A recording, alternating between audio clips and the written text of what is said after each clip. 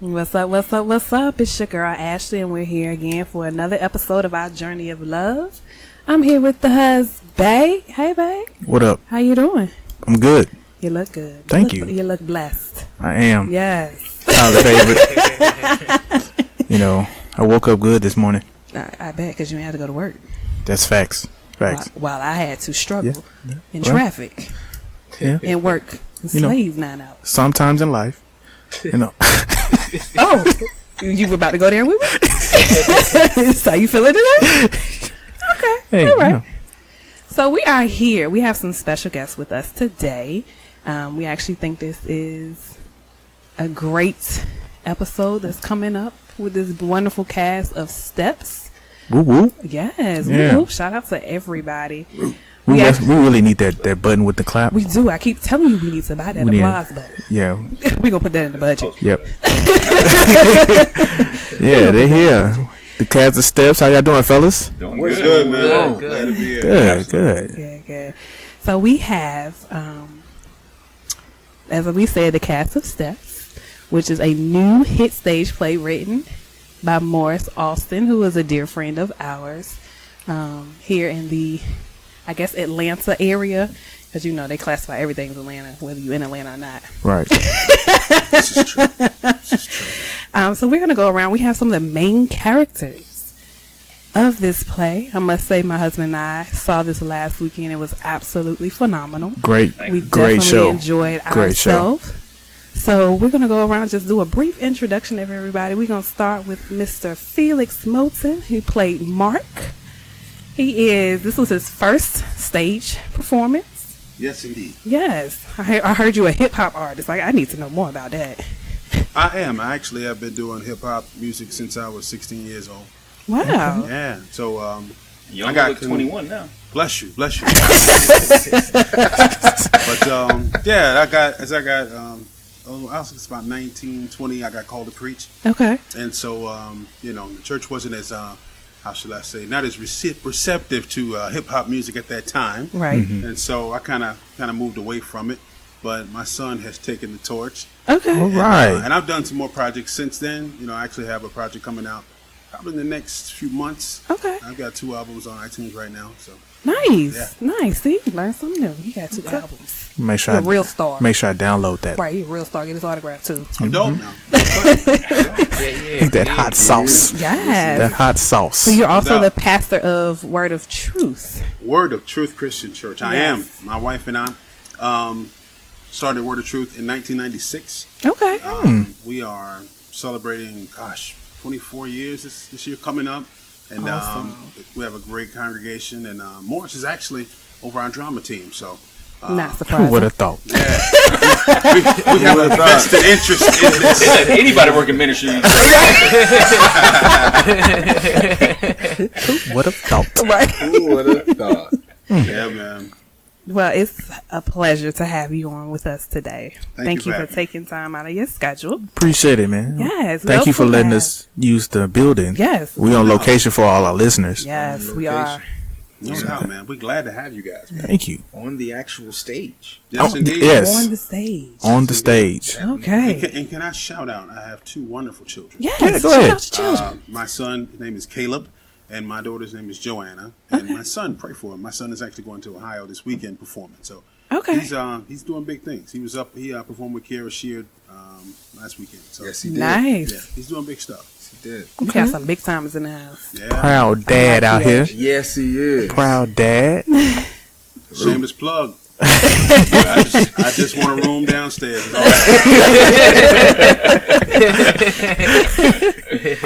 All right. Cool, And cool. we also have Mr. Paul Wilson Jr., who played Matthew.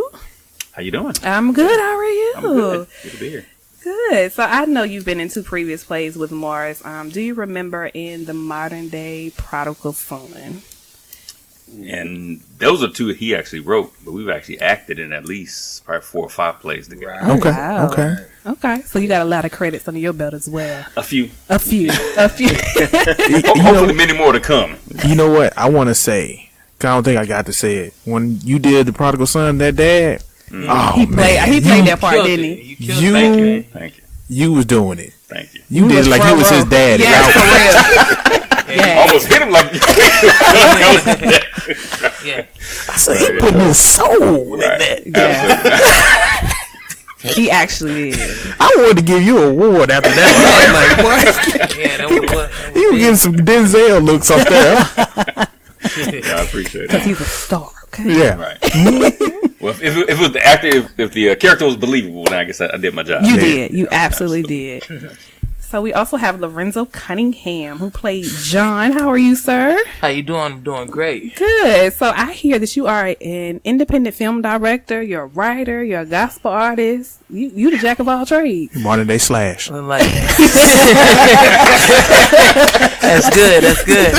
That's good. Yeah, I'm pretty much an artist, man. I do something. I just think everything that God sending me to create, you know, Yeah. I jump out there, man. I wanted a lot of opportunities, couldn't get them, so I had to start creating my own. That's right. You know, I had That's to right. just start creating my own. That's where it was. I felt like, to be honest, just being real, I felt like my talent may not have been where I could just get what I really wanted. Yeah. So it was like, man, hold up. I can't wait for people to give it to me. Right. I just start creating everything, That's awesome. and that's the direction that I'm going in. Yeah. Okay. You building your own lane. I like that. Yes.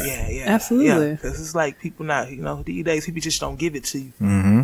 And it's not a lot of people willing to step up and create. That's right. Exactly. That's the scared lane. A lot of people try not to get in it. So, Ooh, the so, scared lane. Especially I like with that. our Yeah. pigmentation. yeah. Real talk. I'm melanin. Real talk. So I've been blessed, it's just everything I go out on, I can't say God provides, man. Like, I've been blessed, man. A lot of stuff I would need a bigger budget to do, he's blessed me just, whatever I need, he supplied. That's that faith walk right there. Yes, it is. Yeah. Yes, it is. That's what's up. Mr. Morris Austin. Mr. Morris Austin. Hit that applause button. Right, we need to. I don't need it. The I don't need it. creative genius behind this play, Steps, the writer, actor, founder, CEO of All-Star Creations. I mean, husband, father. Come on now. What else? What am I missing? Oh man, I'm just the average Joe that Stop Here we it. go. Here we Stop go. it. side of the street. Stop it. You that's all I am. Uh-huh. I man, listen, I'm just happy to be here. Okay. I'm happy. When did LeBron say that one day? Man, I ain't even supposed to be here. That is correct. Did LeBron say that? I ain't even supposed to be here, bro. That's how I feel. That's how I feel today. I ain't even supposed to be here, man. I just most people, like y'all said, y'all saw some of my work. Do you remember? Had a big hand in Modern Day Prodigal Son and now Steps. I'm a controversial writer. Yeah. I write for the heart. I really don't write for comedy, but for some It's reason, an aspect. That's because that's just you. people end up laughing. Just like that. I don't get it. Yeah. But yeah, I've been blessed with this mind and having to been through experiences. Like you said, as a father, stepfather, I'm a stepson. I've been a stepson. Mm-hmm. It's so much, man. You just try to put it all on paper. Yeah. There's so much more for me to put out. I'm look ready at to you. see it. I'm I ready. ain't even scratch the surface. Hey, y'all. man, go Can get that bag. My only request is that if we can move it closer Closer to the to city the of Atlanta, city. praise God. That would just bless me so much. You know. People in the wilderness need. Right? The wilderness. I feel like the more plays he comes out with, the further they go. I just feel like next time we're gonna be in Alabama. I just really feel that way. But you know what I realized? What I realized, Ashley, that West Georgia, they don't have nothing to do out here. Because it ain't nothing out here. This is No offense to the West Georgia listeners. right. I'm trying hard. I'm trying real hard not to interrupt right now. It's not my podcast, but it is my church. Word up now. You remember that commercial? What commercial was that? It was, and this is how I think. I've embodied this commercial. and it was just a whisper of a little girl, and she got on the commercial and she said, "If you build it, they will come." That's a movie. Is that a movie? That's a movie. That was a commercial too, right? Maybe. It's a Who movie. knows? That's also a prophecy, depending on who you're around. Who you're asking.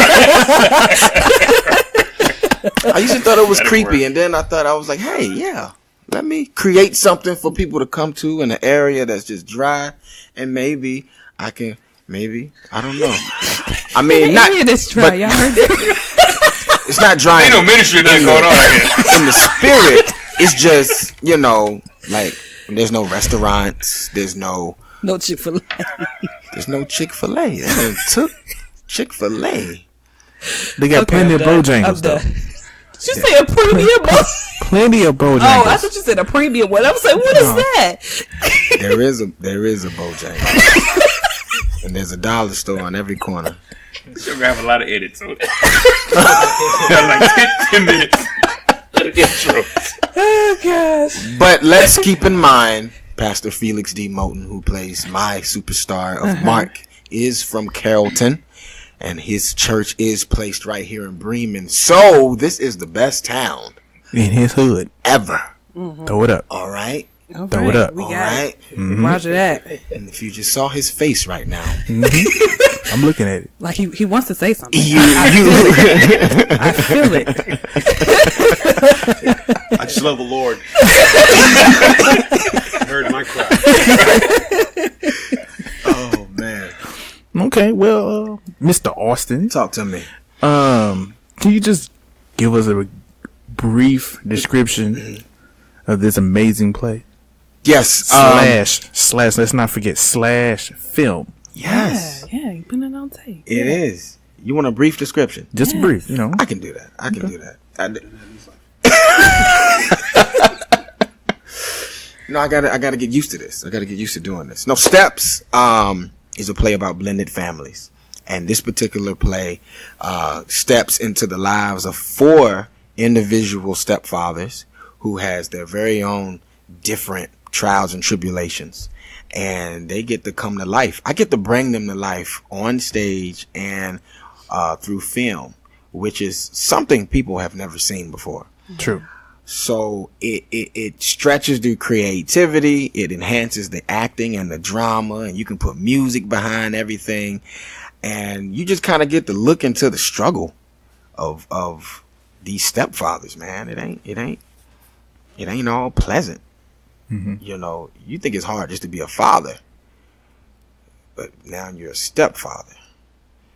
So it's like times 10, and most people just look at fathers. I mean, fathers in itself. I mean, look at Father's Day. Look at how we get treated on Father's Day. It's like you can tell that in the stores. We get one aisle.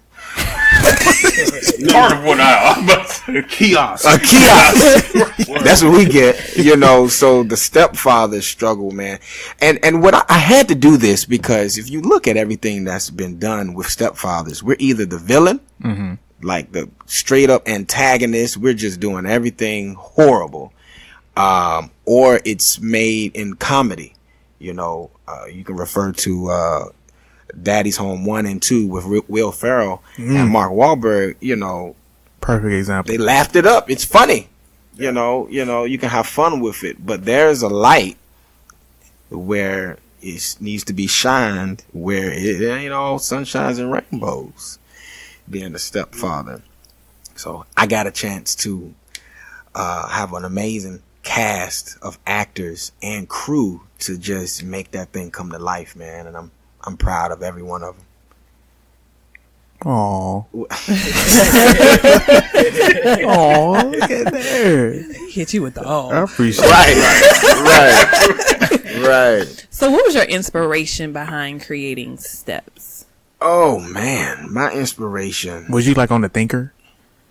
Or Well, no. Well, Pastor knows. I was literally driving down the street, and I was in that what's next type of mentality and mindset. I know I've been a stepfather for 3 years, and I can write a book on everything that I have dealt with. Drama. So, man, I'm just riding down the street and I'm like, man, it's almost like God dropped the beginning and the end of it.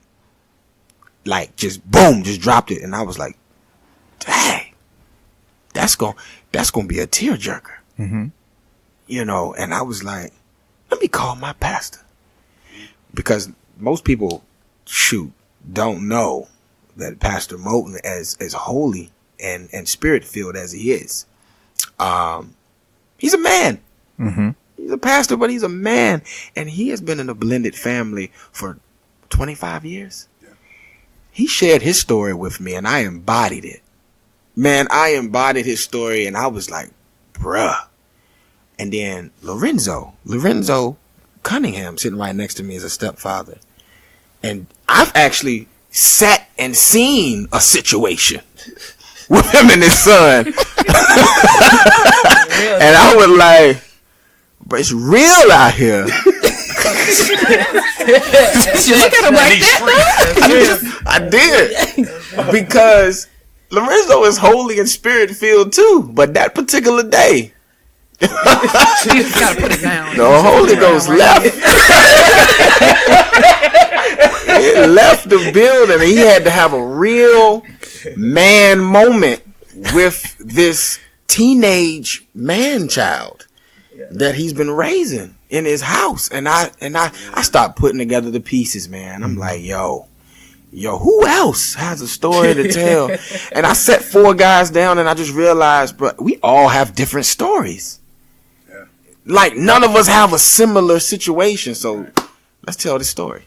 Dang, that's real. Let's tell the story. Wow. So that was my inspiration, really, right there. Like, let's tell the story that nobody wants to talk about. Everybody's running from this. They're running from it. Yeah. It's uncomfortable. No, we don't want to talk about that. You know, you want to talk about a man's feelings. No. He's a man. Or is he a machine? Yeah. Mm-hmm. Yeah. I think I definitely like the approach you took. Because like you said, I feel like the man is just painted as one, y'all shouldn't have feelings. Mm-hmm. And if you do, you just need to suck it up and deal with it. Mm-hmm. So I appreciate that aspect of the play. And I know, you're absolutely right. I've definitely seen men villainized. And honestly, I never thought of the challenges that comes with being a stepfather. I guess 1, because I'm not a man, and 2, because my father, as I said before, my father wasn't there for 20 plus years. So I'm accustomed to men just ain't doing what they're supposed to do anyway. So it's foreign for a man to actually step up and do, a good work and raise someone else's child. So that was foreign to me. So to see some of the challenges that are presented with step parenting, I was like, okay. Open my eyes to a different way of thinking, something that I never would have thought of before. So you impacted me. Look at that. That's what it's all about.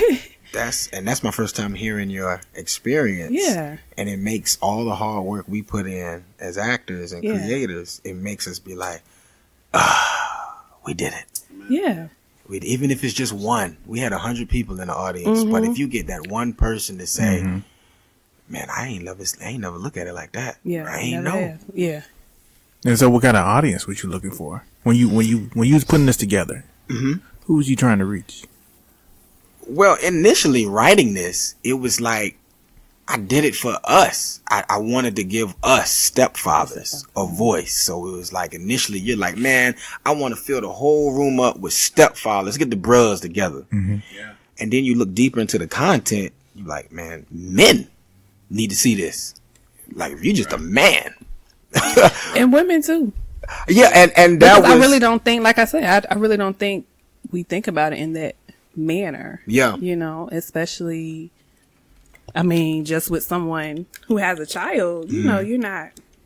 Because I saw, one scene where the mother's trying to protect the child from this, the stepfather in their discipline. So, I think that'll shine a light on that as well, to not be a hindrance in the parenting process. And that's when you gotta put your surgical gloves on. Yeah, yeah. And you gotta be careful because, of course, we want women in the building so they could see. Right. But it's almost like, all right, we're gonna put the women in the room with the men. So now, are the men gonna stay in hiding? Yeah. are they really gonna be able to be like, man, I can embody this thing fully, but I really can't because I don't know how she's feeling, thinking. I don't know how this ride home gonna be. What's she gonna say? I don't know because we've never had this conversation. Right. So it can be a little uneasy for some men. I won't say all men, but some men it could be a little because we're different when we're not around our spouses. I don't know what you're talking about. That's what I'm saying. He's a smooth. He is the same. It's the rest of y'all. Right. But if you remember, we had a lot of conversation in practice how we were going to actually portray, how hard we were going to go at women. Yeah. And the whole point was we weren't trying to tear anybody down. We just want to be authentic. Right. So, but we were very careful, though, that it wasn't going to come off as just attacking. Or bashing, yeah. But at the same time, try to be authentic. So we wrestled with that a lot, just in our conversations off stage. We want to be authentic, but how authentic can we be without tearing women down, right? And spouses down from that standpoint. So we were trying to be very careful from that standpoint too. It was, and that was the best part about having a pastor in the midst. I mean, you're literally sitting at the table with four ministers. I will say that because we all minister in a way. But it was great to have the wisdom of Pastor Moulton because, like I said, he's 25 years in. Right. He's been doing this blended family thing for a while. So if there's anybody you could be like, Triple OG. Triple. how do we approach this? How do we tiptoe? And he always has nuggets for us after every rehearsal, just of how to handle. No, what you don't want to do, young man. What you don't want to do is say that. Right. What you don't want to do is do that. You know, here's how you approach it. Because guys like me and Lorenzo, we're like 3-4 years in our blended families and being married, and I got to take my hat off to Mr. Paul Wilson Jr. because he's the only one at the table that's not actually a stepfather. He made it out. Right. Did he make it out, Rizzo? Hey, I'm just keeping it too real. You know what I'm saying? Did he make it out? I'm not. I'm just not. Come on now. I'm not going there. Talk about it. Run, Paul. But he embodied it. And he made you.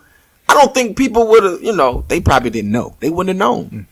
They wouldn't have known. I'll tell you what, I feel like something that he did that I really appreciated, and this was in like the after rehearsal conversations we had, is he respected it. Instead of, he could have cast it off and said like, it's another man whining about something about life or whatnot. Right. But he sat and, as Morris gave him this character, he had to play it. But he also got a chance to hear us having conversations about, because, this is a play about stepfathers. Right. And we are stepfathers. Right. So we want to be authentic, but we don't want it to be a story that is so close to our own personal story that it comes off looking like we are trying to expose a spouse or a child. Right. Throwing somebody under the bus. We're not trying to scar anybody. Right. But I appreciated the fact that when we were saying all this, it was mostly him going, wow. He was just feeling it. Right. And I really appreciated that about him. Because not being a stepfather, it has its challenges as well. Right. But it's just another level, man. It's another level. So I have a question for the cast then. So how did you feel when Morris approached you all to be in this play? Like, what was your initial reaction? How did you feel about it? Were you concerned about the topic or?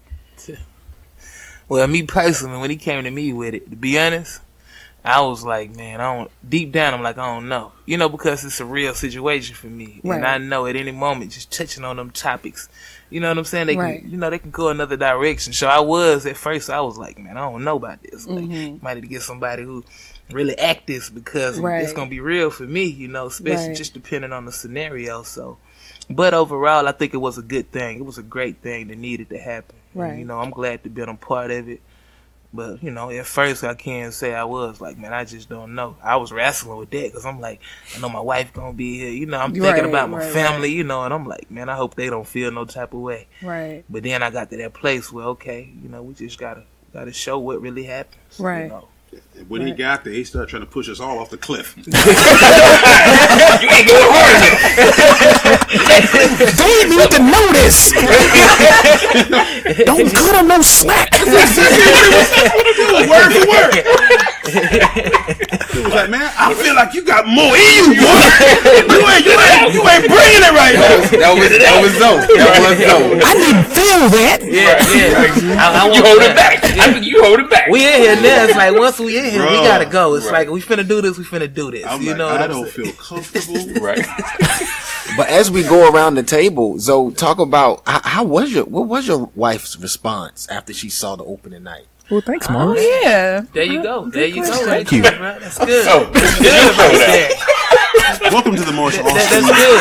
That's good. He hit me with it. Overall, man, she loved it. She thought it was a great thing. I had so many mixed feelings, just wondering how would she feel about it, just talking about these topics and scenarios, about them being real situations in our life, so, but overall, man, she was so happy about it, she said, we all did great, it's something that need to continue, and I was like, well, amen, I appreciate that, so that's a good thing. Okay, I'm gonna ask you a real man question though. Oh, Lord. What was those conversations before she saw it though? Man, before that, it was, she kind of like, she support me in my craft, so that's a good thing. Sometimes at a time, it was a time where it wasn't so easy, but now she see the path that I'm on, so I try to always keep her updated on what's going on in these productions, how everything flowing.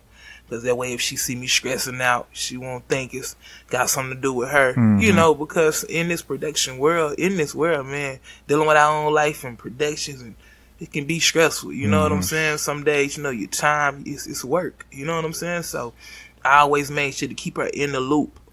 That way, like I said, if you see me laying on the bed, like, stressing, like, dang, I gotta get up and go to work in the morning, don't be mad, you know what I'm saying? Don't be mad at me about that. Just know, man, I'm dealing with things. I'm trying to get the strength to just master this stuff one day at a time, So I'm glad that she was able to roll out with me on that in a smooth place.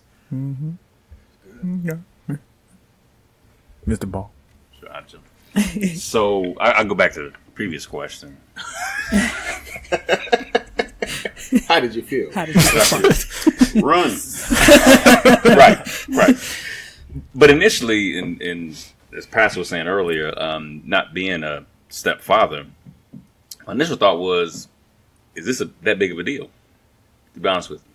Right? Because I understand if you had written a play and said this is going to be about stepchildren. Yeah. Children go through it the most, right? Yeah, let's do it. Or even about single mothers, right? Because we always hear about single mothers, and I got enough friends who are single mothers. So yeah, that's a plight that they deal with. Yeah, let's go in. But stepfathers, like, who talking about stepfathers? Why would you come up with a play nobody want to see, right? I mean, that's like an extreme thought, but that was kind of my initial. However, once I started listening, right, and seeing and hearing people's stories and hearing what was really going on, and then Pastor, he would joke, but ask me questions like stuff that I never even would consider. He would say stuff, and we'd be leaving rehearsal. He said, when you go home tonight, how does it feel to go home to your own child?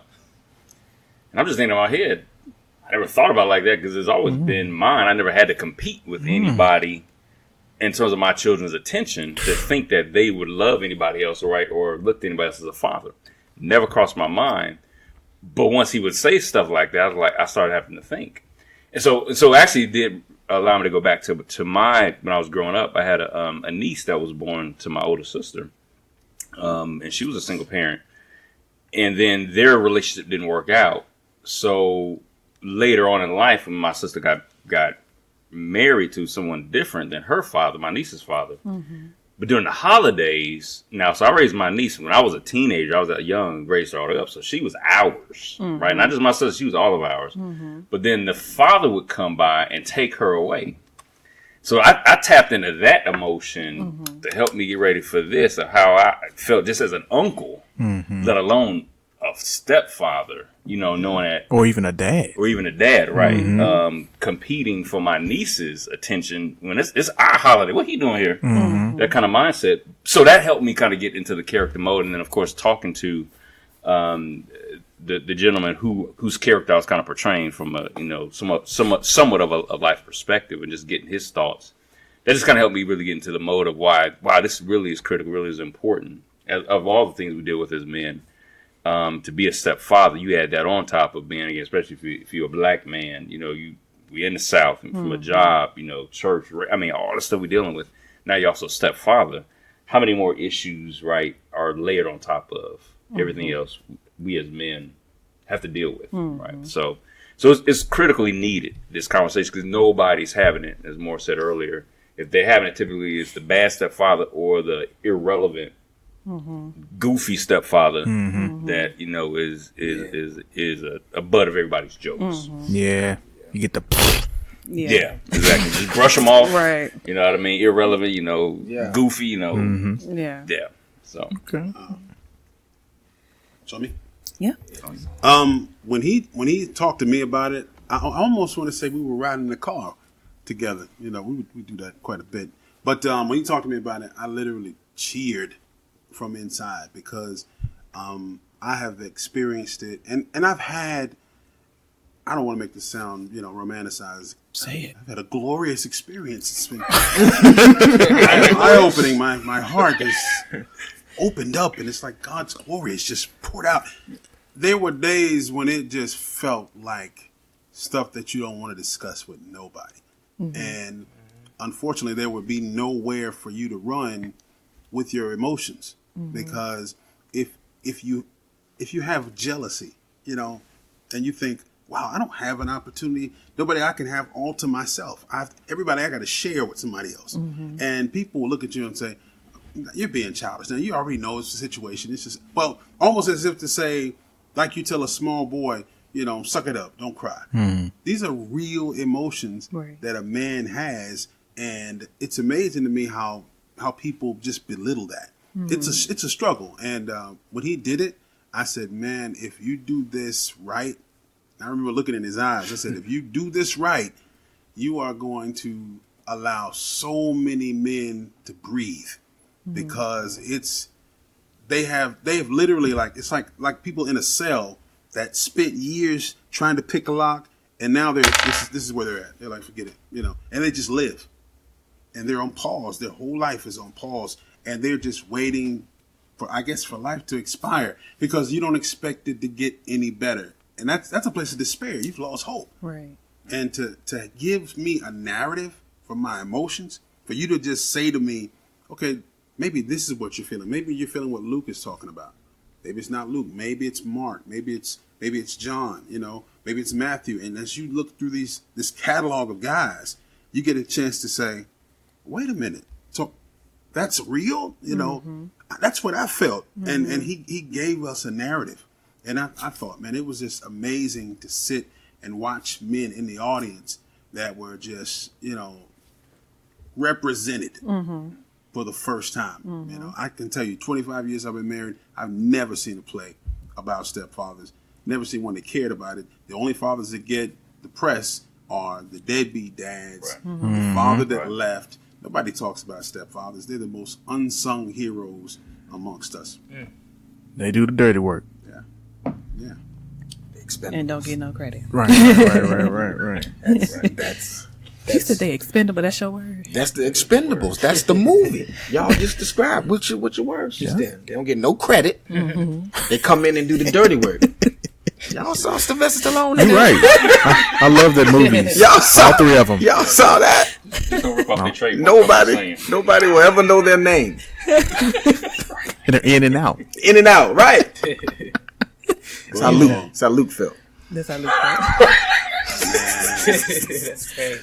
So, can I say one thing? Go ahead. I will say this much, and this is kind of goes along with our culture, and I guess anybody, but our culture in particular. Most of the best comedy comes out of tragedy, and I do believe that a large reason that things like that you do are comical is because we don't know how to immediately engage pain. It's like if you hit me with truth real hard, I'm gonna start looking around to see who saw me get hit and try to shrug it off and make a joke out of it because it's easier. Yeah. It's camouflage. Yeah. But I think that night it was literally like you putting medicine in some ground beef and feeding it to the dog, and the dog is so happy to get the ground beef he doesn't even know he got the medicine until he's halfway home. Mm-hmm. That's exactly why I think comedy kind of envelops some of the stuff that you do. And that night I saw it in a big way. That's what's up. Yeah. So it was amazing. Yeah, it was there. Yeah. It was there. That's what I'm talking about. Do any of you guys can relate to any of the characters y'all did? Sound like they can. Right. Everybody but Paul. We are the characters. Yeah, that's true. On some level, we are. The Yeah. characters. Some level. I know the one thing that I appreciated too is that you brought up there was a little at the end, snippet that dealt with suicide and that whole mental health aspect. I definitely think within the Black community that we don't talk about mental health a lot. No, we don't. Our whole thing is we don't need a counselor. All we need is Jesus. And that's fine. Jesus is great, but you can also have a counselor too, Yeah. And I think everything is people just holding in, just us as a community, we hold stuff in. But in particular to this play, dealing with the stepfathers, one character just got so overwhelmed with just everything that they were just ready to end it all. So I think it was important that you showed that aspect, and to encourage men to really deal with their feelings and to, be open and to find that sounding board, like it was a group of 4 guys where you can just talk among yourselves. Yeah. To kind of work those things out so that you don't get to a point where it's like, I'm done. Yeah. Yeah. Yeah. And I'm glad she brought that up. I was gonna wait to the end. Were you? Yes, I was gonna wait to the end to bring it up. But about the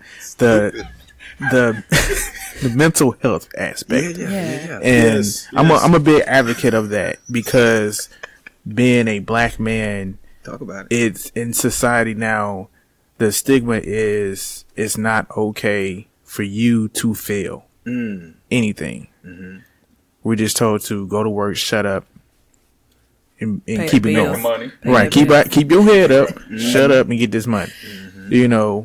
And then if you look at all the things that's coming out with the celebrities, especially the Black guys, the Black guys, because they're the ones who get crucified. If you look at their story, of why they did something, it's always a story behind it. What drove them to do that, and this, that, and the other, and you see it on your BETs, your unsongs, and all that, and then you go like, well, somebody knew he needed some help, but they didn't help him. And then us as Black men were raised to suck it up, just like the pastor said, suck it up. It's not okay to say anything. And I know one thing he mentioned at the end, how riding in the car. And the wife looks at him, so that's how I talk to you. That's how I look at you. And you just chalk it up. Nah, I'm good. Yeah. You're right. You done shut me down. You done swallowed it Yeah, up. it's gone. Cause once you let it out, it's like a monster. Right. And then now it's the they feelings. Oh, I'm sorry. I didn't know it. Then you, hold on, baby. I'm sorry. You gotta put her Yeah. You gotta put her back together. Yeah. So, I really appreciate, and that's with all your shows that I've noticed that you uplift us. Yeah. And Thank you. I appreciate that. And see, shout out to Tyler Perry. Shout him out. What up? He does amazing things. He does amazing things. Great, amazing things. He does. But one of the negatives that I have with him on some of his things, he does sometimes show us in a negative light. And he had a pattern. Sometimes. I'm being nice. Being real nice. So he had a pattern where it would just always bashing us. We was always in the jail, the deadbeat dad. We couldn't get no job. We didn't have no self-esteem, no backbone. And I got tired of that. And then it was just, why we gotta look so bad? You got this platform. Why do we have to be that? To show that we're okay, that we're good, cause we already got the stigma from everybody else that we ain't good. We just gangbangers going to jail, rappers. Yeah. All we want to do is play basketball. I tell you why he did it. He wanted to be relatable. Yeah, that's what I was gonna say. Instead of giving you a superhero. Because more people relate to that. Yeah. Than the stepfather play. Like I said, this was an eye opener for me, so more people can relate to everything that Tyler has done in some of his plays. The whole, they got baby dads in jail. I mean, listen, I ride a train to work, downtown. I hear some stories and I'm like, girl, what? He did, girl, shut up. I mean, so that's what the people know. Yeah. Right. So if you were to present the same people with this play, they'd be like, huh, interesting. Yeah. So. Yeah. And see, that was one of my things. I was like, at first when he started doing it, it was cool, but it was kept being a trend. And I was like, well, you're already telling me something that I already know, that everybody else knows in the world. Tell us something that it is not being talked about. And that's what you did with this play. I'll say one thing and then I'll let you talk, Paul. One of my favorite movies was Daddy's Little Girls. And I mean, I love the movie. The acting, was a good one. I love the movie. And so I had me and my best friend, I'd be like, hey man, let's watch Daddy's Little Girl. And he was like, he was uninterested. He was like, man, I don't feel like watching black people struggle right now. And you got to think about that when you try to put yourself in a mood to watch a movie, even though it's good. You're like, okay, what I want to watch today? And that's depressing if that's what you think about when you think about a particular movie. Man, I don't feel like watching black people struggle right now. Let me watch something else. So it's almost like, wow, like maybe we should start writing stuff that can maybe give us some power, show us in a different light. Why we always got to be in the hood and the wife beater, do-rag. On the corner. Can we change up maybe just a little bit? Not saying that he hasn't done that. I mean, with his TV show, The Haves and the Have-Nots, it took him a minute. Now he's done some awesome work. Yeah, he can show the rich black folk. Shout out to Tyler. The rich black folk. But me personally, I would love to see some black superheroes, man. And they don't even have enough. They don't have to have a cape on either. Nope. They can be daddy. Huh? Yeah, I like that. Because, I mean, to be honest, our black superhero, they getting old. Denzel, Wesley Snipes.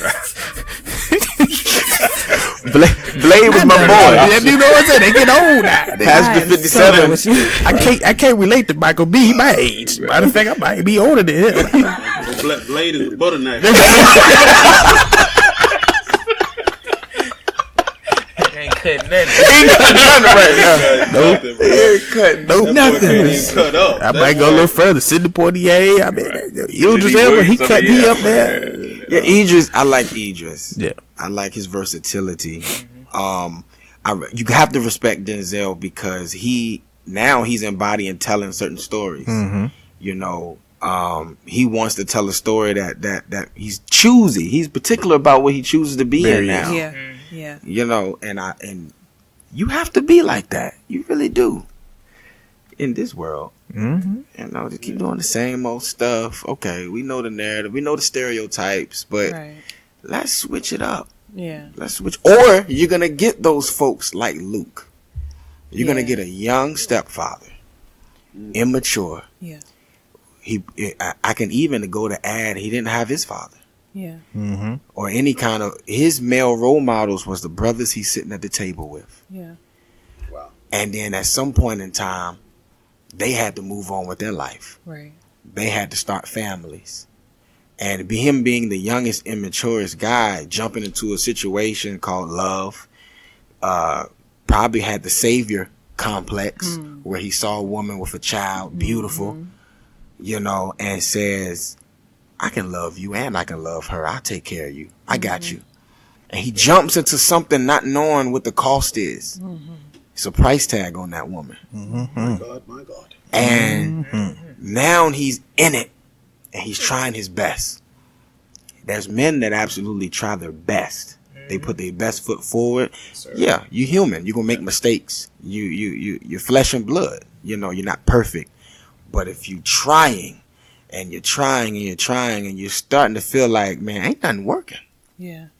And then you get to a breaking point where you actually, what you deem as your everything, your wife, your child that you pour into, you almost got to really like go overboard just to get this child's affection because she's not yours. Mm-hmm. You have to live with that every day. Every day. Every day. She don't have nothing on her that looks like me. From a young baby to even when she grows older. So it's almost like a reality that everybody in the house can pull my card at any moment. You're not the father. At any moment you can pull my card and I gotta pretend like I'm tough. You know, no, that don't bother me. I'm good. And you got one of them young cats, man, who just jump into some stuff, don't know the cost, and they lose everything.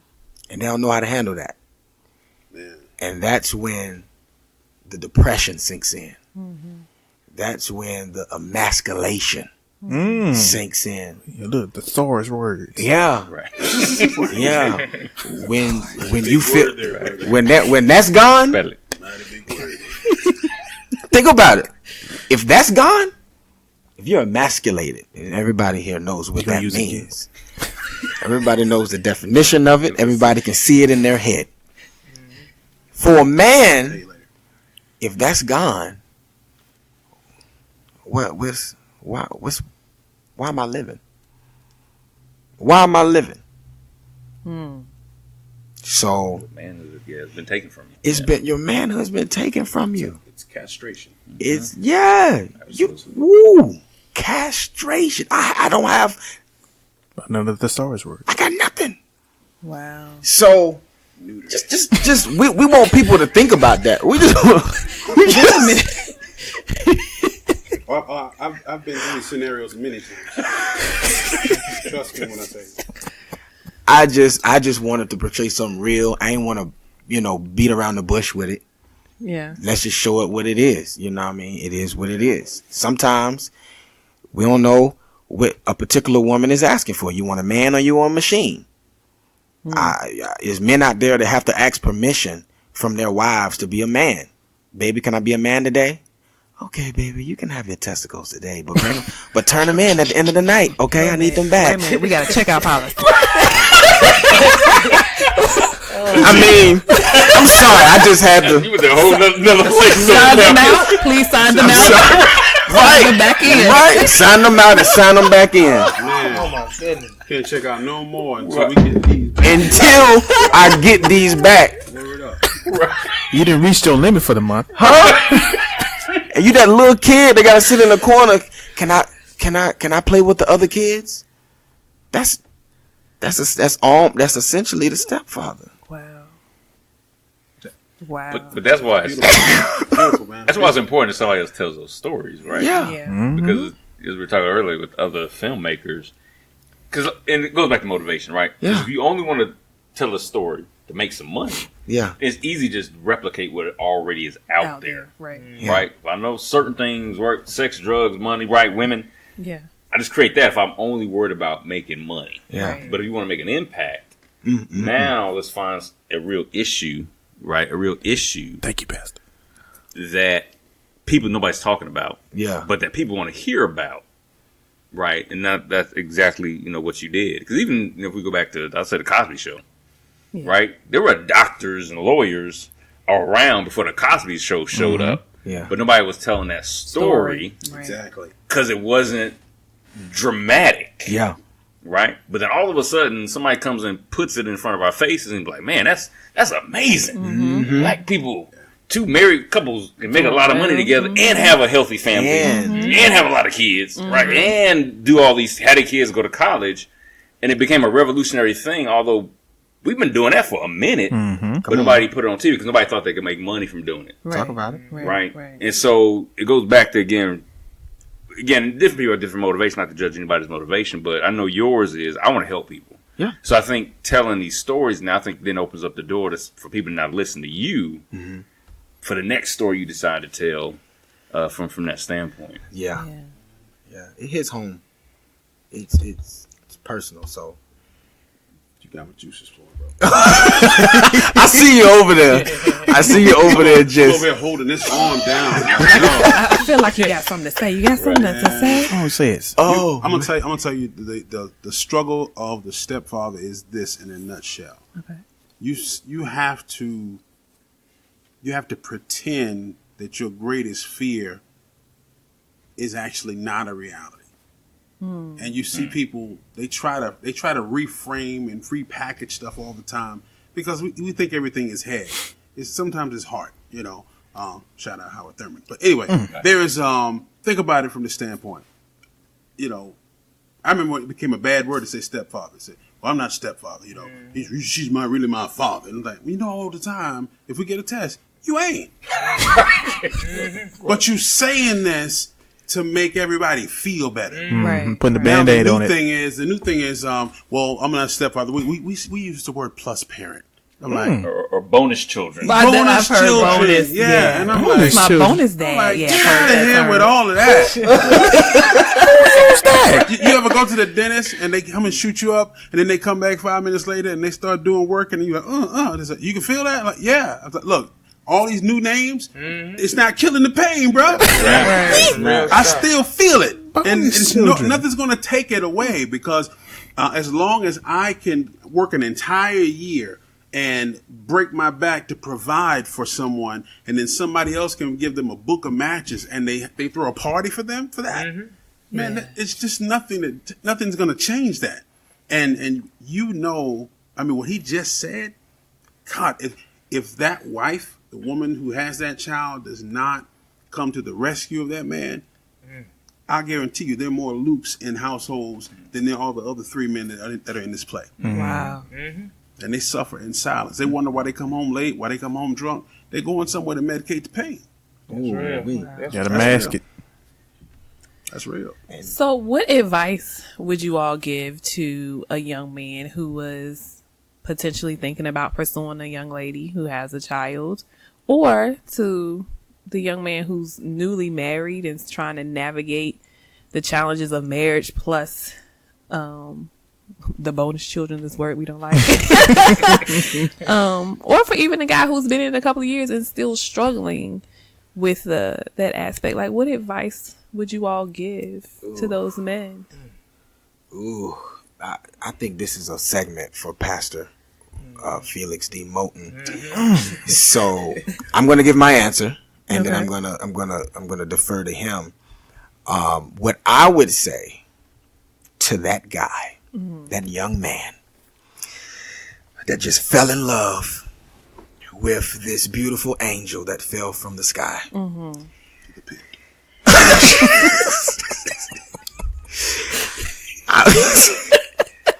Hey, bruh, listen. This ain't no game. Like, if you're gonna come in, bruh, first of all, you're gonna need Jesus. I truly believe in that. I feel like I didn't get through half of my situations. Even just, oh my goodness. I'm talking about drama. I'm talking about a baby daddy who wanted to end my life. Wow. Because I was taking his place in his mind. Wow. And he was furious. I'm talking about showing up at the front door, trying to get me to come outside. Wow. Showing up to the drop-off with his boys, with his guns, I'm talking about, you never know what you're going to get. It's a risky business. So I wasn't supposed to have this long of an answer. I was supposed to. No. I went back to the night of the play. It's risky, bro. Oh, that was cool. That was a dope line, bro. Just know. Hey man, you gonna have it's an investment, young man. And you may not get no return at the end. Wow. That's all I'm saying. I'll say this. you gave several different scenarios. For the guy that's actually considering marrying a woman with a child, I'll say, if he's not grown, he should abort the mission. Wow. Hit the button. He should back out because it is not for the faint of heart. You probably need to get some counseling. I mean, seriously, and the mental health thing. I would get her and myself checked, because you step into this thing. It's going to be an emotional roller coaster for people that are, well, there's nothing wrong with it. Yeah. You know, and the more that you can work towards getting some degree of wholeness before you step into it, the better. Because if you're not prepared to be in a relationship with somebody else and their ex-boyfriend for the rest of your life, Wow. you just need to go ahead and stop now. Yeah. They're not going anywhere. Nope. The child's going to grow up and look more like the person your wife used to go with. Mm-hmm. You know what I mean? So you might as well go ahead and strap them on now. It's real. Right. At Christmas time, be prepared to get a gift from 3 different grandparents for the child. Be prepared for the gift that's coming to be better than the gift that you bought, because you can't afford to do that because you pay for everything else. Yeah. You know, be prepared for the child to say, I want to go to my daddy's house this weekend. And that feeling, in that moment that you just got to bite down and just like, That's real. be prepared. If you're insecure, you don't do it, because you know your wife's going to be having conversations with her ex. If you one of these dudes is going to be trying to burn the house down because you're jealous and whatnot, back out now. And you know a good thing about all of that is you get a chance to see if that's what you really want. That's what I like about it. You know, nobody's forced into this position. You know what I'm saying? We end up in it because we made a decision. But like I said, the overall good thing is you get a chance to examine the situation which you in. There's so many different situations about to being a stepfather. You got families where you got to deal with the baby father. You got some where dad maybe even dead, maybe even in jail for life, may just don't want to come around. So you're a stepfather, so it's certain things you ain't even got to worry about. It's other things that the kid starts to grow up and he feels, he's already feeling like he got the absent father. So you got a whole nother role to play that's different than the next stepfather. You got to now raise that. You really got to let them know, I am your father. Like, it's a whole nother level. It's different. It just feels different. Yeah. Just trying to really be that void because he ain't got no father to call. Right. All he got is you. So it's different. So I just tell anybody, man, definitely take your time and think about it. See if that's really what you want. Because if you came in and just because the mom's hot, I like how she look. Yes, sir. If you just attracted to her looks and all of that stuff, man. After that wedding over, you get home and you done got that house and you paying that mortgage, working hard every day. And it's really tapping into your life. Yeah, and it's scripting you down, so once you go through all of that stuff, that's when the real deal hit. It'll let you know if you really for this. Like, and then it's too late. Come on, man. Wow. You know what I'm saying? No So doubt. you got to catch it from the jump. You really got to examine from the jump. Can I take this? Let me say this too, for every person that might be watching, and let me get in the mic. For those people that are watching, and I ain't trying to bash nobody. Shout out to the Smiths, Red Table Talk, and all that. Shout out to Alicia Keys and my man, what's her husband, Swiss Beats. Thank God for them. I think it's wonderful what they're doing and how they're saying we've grown and we've matured and we can come together. Look, a lot of stuff can happen when you millionaires. Facts. You know what I mean? I guarantee you that you ain't gonna be sitting up chilling with you and your wife and her ex-man in the middle range income, because there's no book deals, there's no revenues coming from this. When they put a book out, everybody gets paid. Right. This is a nice, smooth, secret way to handle child support too. It really is. Right. That's real, bro. You know what I'm saying? So I don't want people to, Superman can fly on television, but you live in real life. You don't see people flying around. Just don't buy into stuff so quickly and think, well, we could do that. I'm telling you, it's not that simple. It's not that simple. It's not. It's amazing because you know that what you're talking about, man. They be on vacations together. I'm like, who doing that? Who signed off on that? I don't like. I ain't trying to hear that. So who signed off? Like, like no. What Kool-Aid was they drinking? And what I don't like is when somebody look at me like I need to grow up. I'm like, I ain't grown yet. Like you said, it works for the media though. When they put that picture out on box for media takeout, yeah, get paid for that stuff. Yeah, man, I ain't trying to see that, man. I done gave up enough. I ain't giving them enough, bro. Straight up. Right. What? wow. And another thing. I'm gonna slide this mic away from you for a second. And I'll just add this little piece. As I said, not being a stepfather, but it goes back to really anybody getting into a marriage. It's premarital counseling. Yes. Right? Amen. And in this case, it's almost another level of premarital counseling. Yeah. You need like family counseling. Right. Before you jump in. And I don't know how many people actually talk about that or do that in advance. And even if the husband and wife are getting counseling, especially if you have older children who need to sit through and can sit through, if they're 2 or 3, maybe not. But if they're older than that and are aware of what's going on, you probably need some family counseling prior to, right, jump in that broom, right, and do whatever else you need to do. You know what I mean, to get married. So I just throw that piece in there too. I think that's a critical aspect of it, of the process, of the preparation. Because you know what I was told coming in by grandma, mama, and everybody in them. They was like, okay, well, y'all married. Well, listen here, dear. This is the first time for all of us, so bear with us. Wow. Oh, so we all gonna ride this together. Okay. Can you explain that a little further? What you say? That's what I was told. They said, listen, dear, we didn't plan for all of that to happen over there, you know, and him not being in her life. But since it didn't work and you are her husband, you know, I mean, we still... You got to pick up the pieces now. Huh? You know, we never been through this before. So it's new for all of us. So bear with us. That's special. That's what I was told. And I said, okay. But you was told it's after the fact. I was already in it.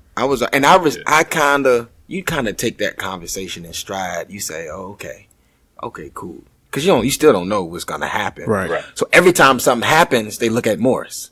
They look, what's he gonna do? What's he gonna do? Oh, he done showed up to the door and da. Morris, you okay? Everybody checking on Morris. I'm good. Straight. You know, I'm just gonna write a play about it later. Best man style. I know how to shoot back.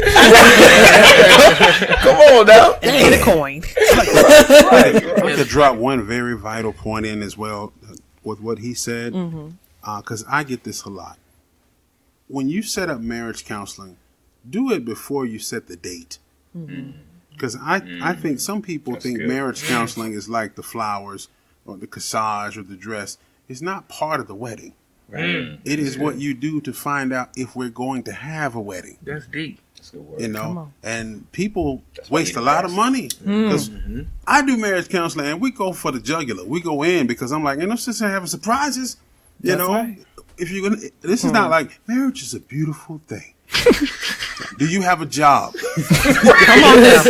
What's your credit score? Hello? Exactly. Where are y'all going to live? Correct. Are you going to have children? How many children? How far apart? Does she have a career? Are y'all going to try to get degrees after this? Where is this relationship going to go? Where are we going to live? How are you going to maintain this? What church are we going to? Do you shout or do you just sit quietly? You know, these are questions that folks need to ask. You know, and are you dreaming about the house your daddy built? Can you live over here in this tent and feel love? That's real talk, though. That is. Because if you can't, we need to abort the mission. Hit the button. You know, and people are scared to have those conversations because they're thinking, we'll just go ahead and get together, and in the end, God will work it out. No, in the end, you're just going to get out. Straight up. Yeah. Get so out. I'm just saying, don't set the date, book the room, and then have counseling. Have counseling. Because people already got their mindset that we get precisely. Married. It don't matter what. You can tell them anything at a certain point. Yeah. It's not stopping it. If they you really love a person, you be process. like, we gonna work it out. You would change. God could do anything. You would change tomorrow. Exactly. Ain't nobody stopping that mission. Once that marriage pop up, it's hard for somebody to say, you know what, we need to just And you know what's funny? It takes a mature As person much to as do people, as much as people claim pastors, church leaders, whatever, however you want to call them, are prophetic voices. If you were to tell them, I don't believe this is God, they don't want to hear that. So I'm like, if you're not prepared to hear that, why are we doing this? You Wasting came to time. me because you thought I could see further. If I tell you what I see, you don't want to hear it. So it's a difference in being blind and blindfolded. Step on off and do your thing. You know what I'm saying? If that's what you're gonna do that. That's as real as I can put it. Wow. I done messed around and put the steps on the show.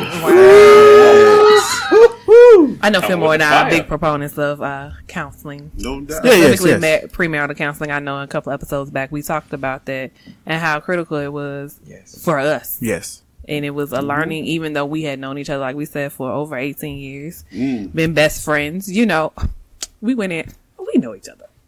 It's nothing. It's gonna be And cake. you'd be amazed. We got like, there. He asked this question. I said, we both was like, "That is a good question. Do you?" Yeah. it was like, I've never. Yep, it was. Precisely. It was. Right. Precisely. Right. When you think you know somebody. Right. Or when you think you know anything. Right. You know what I'm saying? Right. Because you're stepping into uncharted territories, Yeah, man. yeah, Right. yeah, yeah. It's another world, man. It's risky business. You know, and I enjoy you guys' stories. Yes. You know, I'm gonna tell a little short one. Please. Yes, that It's your show. it is. Thank you for acknowledging that. Giving it back Appreciate to him. Give it back to him. Thanks for giving me the mic. Yes. You know, so yes, God has blessed me with my best friend Come on and now. my wife, Oh, you beautiful doing it. wife, Oh, man. Oh, and I am truly humbled that I was able to get out. yeah. But I'm gonna tell a story, a little short story. Okay. I've shared this with the wife, so she knows. Yeah, I'm sitting here like, what's the So just what gave me some thought, while I was watching the play is, when I was dating way before me and my wife got together, them trash as I Yep. Now you're in it now. You're in it now. Be strong, brother. Be strong. the thing was to juggle. I don't have any kids Right. yet. I have one on the way now, Right. but the thing was the dating. You got some with, some without, and and then I was just like, okay, how's this gonna work? So end up getting with one who had 2 kids, and what made me hit the eject button? Okay. He gave me wisdom. There it is. He gave me the eject button, but what it was she was having a birthday party for one of the children. Right. And we probably ain't been seeing each other maybe 2 months, maybe 3. Okay. And she told me about the birthday party, and I couldn't make the birthday party. You couldn't make it. Had to work. Couldn't get off. Okay. I ain't met none of the, I met the kids, but I ain't met none of the other parents. Got you. So I felt like it's not a big deal. Make sure you get in this. But because I didn't make that birthday party, she spazzed out on me. No, she didn't. Yes. I asked, was their daddy there? No. But you spazzed out on me. I knew right then I needed to go. That's deep. This not gonna Do work. not pass go. Do not collect $200. I ain't their daddy. Right.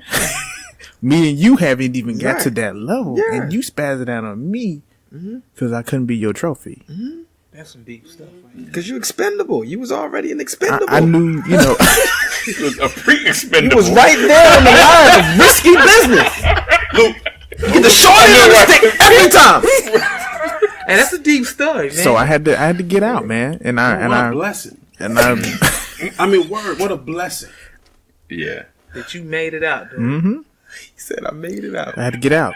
Because a lot of men already whipped in at that moment. Like they're like, I'm sorry, baby, make it up. And then you feel like you got to fight harder. You roll on into that. That's a good move, man. Yeah, it was- You play chess, man. It sounds so bad. And we are not at all suggesting that, you cannot marry a woman who has a child Right. and have a wonderful experience. I've raised my daughter from 2 months old, and we've been through preschool, we've been through elementary, through high school, dating, fighting, making up. You know, I take her to lunch dates and things of that nature. I escorted her on the field when she was in the homecoming court. I mean, you know, seen her march, get her degree from Georgia State. It's been a dream. But that is work. Yeah. Yeah. It's real work. And I don't mean like if she's watching this, I don't mean that to sound like she made it drudgery. It had nothing to do with her. It was everything that surrounded it. Because it's like what he has, I have to pretend to have. But I don't mean that to hurt her. It's just the reality of it. Right. You know what I'm saying? And that's hard to swallow. It's uncomfortable to talk about. Yeah. And so when I tell you that was a blessing, I mean that in every sense of the word, because that would have been if she's that immature that she's not upset that their actual father's not there, then sir, you were on your way to the pit. I think it's Proverbs 6, 7, somewhere down in there. Talks about the strange woman, but we can talk about that later. Another conversation. But I, this is a perfect time to say this, because just like Pastor said, I mean, nothing but love for our children. Just as much as you love your daughter, I love my baby girl. She's 6 years old. You know what I mean? It will never be anything against the children. Right. It's the experience. It's those moments where you felt like you had to go in the corner and nobody's going to understand. Nobody's going to listen. Nobody's going to, I kind of can already play the conversation in my head. Oh, she's young. She's angry. She didn't mean to say that. All those stuffs are valid, excuses, but it don't change the way you feel. You can say that all day, every day. And you have this big thing, I think, which is the biggest thing is, at the end of the day, man, I'm sorry, we don't want to share. Is it okay for us to be selfish just one time? Nope. Just one time can we be selfish? Can I have my family to myself? Bruh. That's deep. But the reality, like you said, that reality hurts us the most. It's not. Nothing we can do about it. There's nothing we can do. We chose this, but it's a tough job, but somebody has to do it. Sometimes we have this hope, though, that, it's going to work out in a way that because, you're so blown away because you're in love and man, it's tough. But think you having your first child, right? Picture having that child and it's another person in the picture. I mean, just... That's too much. He already shook it off. He already just... I mean, the way you guys are bonding right now, I mean, you're rubbing her stomach and you're playing music to your stomach, reading the scriptures, praying over your stomach, all that kind of stuff. That's the bond. All that stuff it seeps into that child's psyche. Yeah. And then all of a sudden you don't get to be dad. You're just you're kind of like a dad. You're dad light. You're just as much as you want to be dad, you can't be that. You don't get to have that moment, but you have all the responsibility of the real dad. You can't discipline like the real dad, but you can provide like the real dad. It's like you get to be everything but real, and it tears you up. Making up and compensated, right, for what the other dad didn't do. So it's not like you just can't be yourself. Right. You got to be yourself plus. Right. Yeah. And then I want to say, you do have some men who, when they come into this, they really don't want the title. They don't fight for, I love for that to be my child. Yeah. They minds are, some men are just different. Like my mind, to be honest, I respect and love them and accept them. But it going in, my mind wasn't like, man, I'd love to have a child. Like, it wasn't that. Yeah. So I wasn't really fighting with what a lot of men fight with. I was cool. I'm like, I'm able to grind. I'm able to work hard, do what I need to do. And yeah, we got him. But the good thing is, he ain't mine, because if she ever ran off on me, I ain't got to. I think like that. Right. Like, I ain't got to pay no child support. Man, I'm just, I mean, it's a blessing too. I felt like, because I got you. Dad ain't there. I'm here. But if she ever decided to walk away, I ain't got to deal. Can I see my son? Like, eventually it would. You know what I'm saying? That's just how I felt. So it's a blessing to just look at it from another perspective. That every man ain't desiring and fighting to be that one. Like, of course, we take care of our responsibility, but we not just like, man, I'm hurt so bad because I can't be the father I want to be to him. You know? Right. We take it like, look, I'm gonna help raise you to be a man, be the best you can. And at the end of the day, you know, that's how we gonna rock. Because just anything can happen. I always tell anybody that although we don't expect the worst, we don't expect them to walk away, but it can happen. You know what I'm saying? Like I tell them, I done watched my family, my parents married 25 years, and it ended. You know what I'm saying? Now I end up with a stepfather. You know, it's different. It can happen, man. All it takes is somebody to get away from God. Yeah. You mess around and get away from God, it's all fair game. Like, you can't control what's finna happen, what mistake you gonna make. Nothing is off charts when you step away from him. So I definitely suggest when you do step into a situation, make sure he is the head. You gotta have a 3-strand card and be connected. Because without it, man, y'all just out here lost. The enemy could come in any time with a bat. Boom. And you gonna get worked. I think the age of the child makes a difference too. Yeah, definitely. You know what I'm saying? It does. You're right. Because if you're younger, you might build a whole different bond. Yeah, when you got a teenager, you like, man, I'm just gonna help you be a man. You gonna start working in a couple years. We know what Lorenzo has. I'm just trying to get this dude out of the house, man. I'm just trying to get this dude out of the house, bro.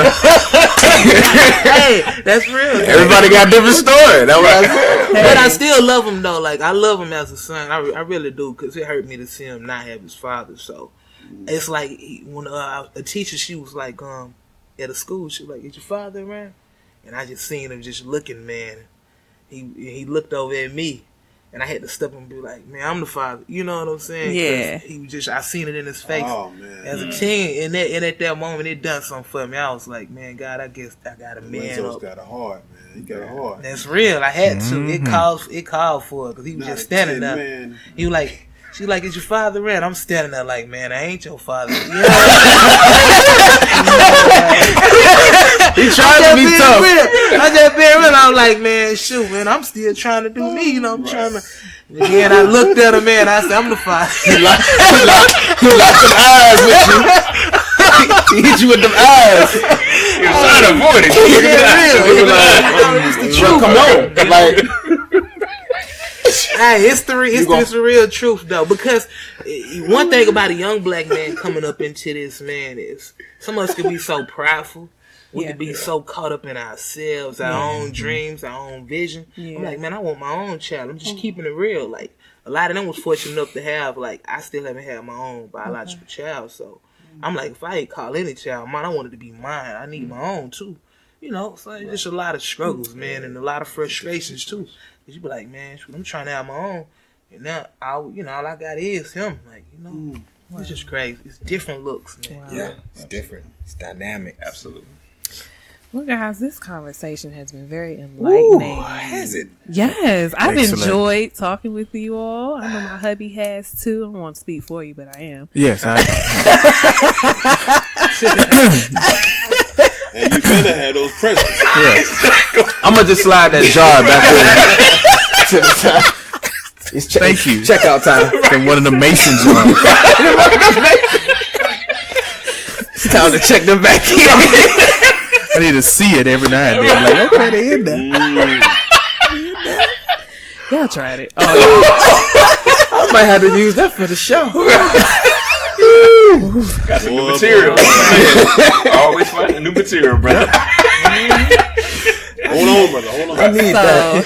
So, Morris, your next play is this Saturday. Yes, this Saturday, Okay. June 29th. Doors open at 5:30. Show starts at 6:30. Okay. Tickets sold at the door, $20 a head. And they can also get the tickets on Eventbrite. Correct. Eventbrite, yes, yes. If I can, I would love them for everybody to just please, if you're listening, go to my Facebook page and just type in Austin Creations LLC, and the Eventbrite link will be there for you to click on. If that's too difficult, go to Morris R. Austin. It's gonna take you to my page. You're gonna see a handsome young black man sitting right there on the couch, and the link will be on my page. Just click on it. Glad you're so Okay. humble. Very humble. Very humble. If that's not enough, people, please just shoot me a Cash App and just put your name attached to it and the reason why you're sending me the Cash App at $Morris Austin, and I will put your name on the VIP list. Make sure you are up front to experience this roller coaster of emotions. You got a section now. Right. The least I can do. I just want to make sure you have every opportunity. And it was part of like the pre-sale. We didn't get the T-shirt. No, y'all were at the reserved seat. They got special treatment. Don't listen to them. They had special treatment. You were supposed to get reserves, and if you got here at 6, we did. You could have just walked right to the front. Anyway, oh my goodness. I love y'all, man.